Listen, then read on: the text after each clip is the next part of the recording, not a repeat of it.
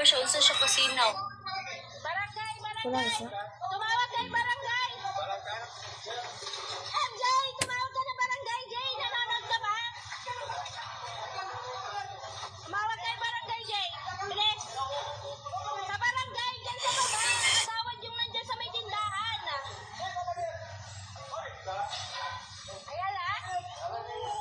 Mare-report ay na to. Mare-report kayo na to. Mare-report kayo na to.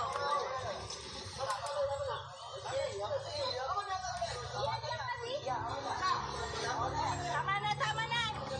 Yan. Dahil kahit Yan, tama na yan. Yan. Nag-away sa. Tama na yan. Yan. Marag magsilo sa inyo. Yan, baka mamatay mo siya. Yan, tama na yan. Tama na. Tama na. Tama na. Tama na.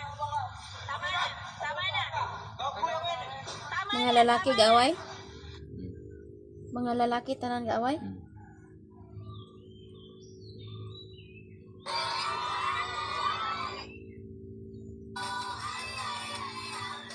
Yo, what's up mga idol?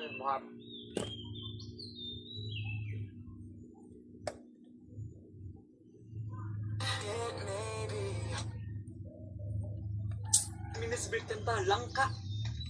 Yan. Mga unsag langka, mga kulira. Maninangka sa mga. Kaming grade 1 pa lang yung anak ko.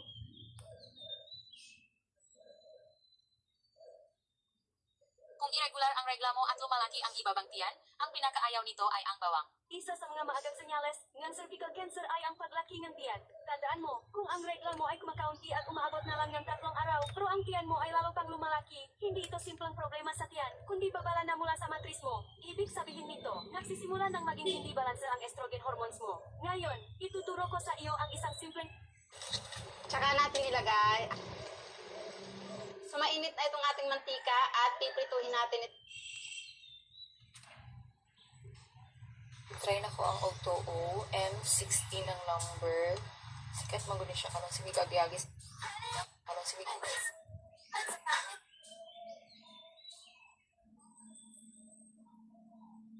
Luto nga wadin hiwa dito nga.